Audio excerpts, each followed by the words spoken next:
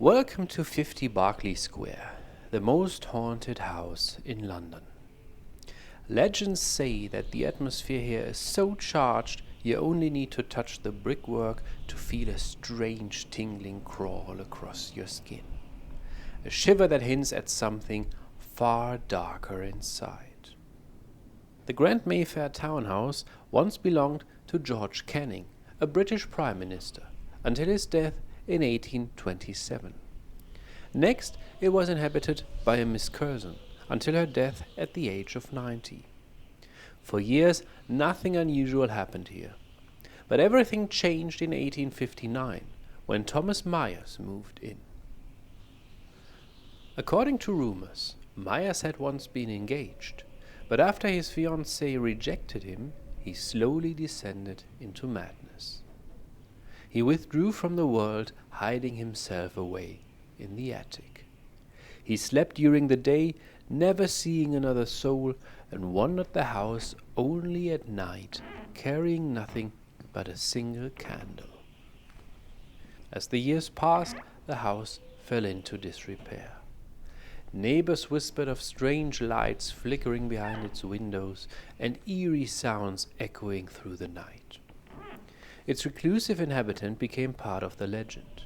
Myers was even excused from appearing in court over unpaid taxes because, as one magistrate admitted, he lived in a haunted house. Most of the stories center on the attic room. One tale speaks of a young woman who threw herself from the window after suffering abuse at the hands of her uncle. Some claimed her spirit appeared as a brown mist. Others swore they saw a pale white figure drifting in the darkness.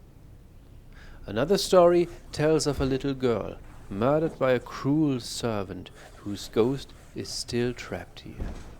And then there is the legend of a boy locked in the attic, fed only through a hole in the door, who died insane. People began to say the house was home to Bloody Bones, a monstrous presence that defied description. In 1879, the Mayfair magazine reported that a maid sent to prepare the attic for a guest had encountered something so terrifying that she was found screaming on the floor.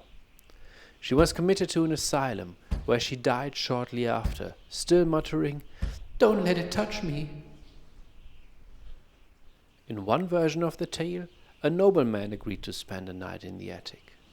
He told his hosts to ignore the bell if it rang once, but to come quickly if it rang twice. At midnight, it rang once, and again, furiously. By the time they rushed upstairs, they found him paralyzed with fear, unable to speak of what he had seen. Another version names the visitor as Captain Canfield. He too stayed in the room one night. His screams pierced the silence, followed by the sound of a gunshot.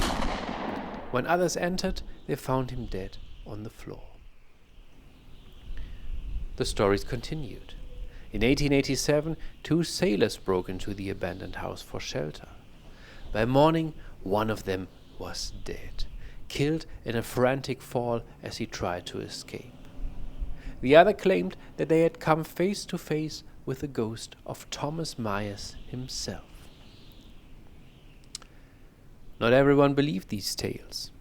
Some said the house's decay had simply inspired ghost stories.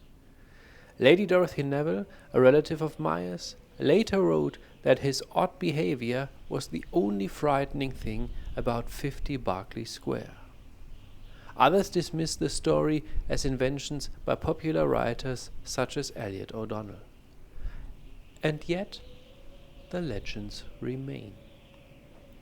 Even today, 50 Berkeley Square is remembered as the most haunted house in London.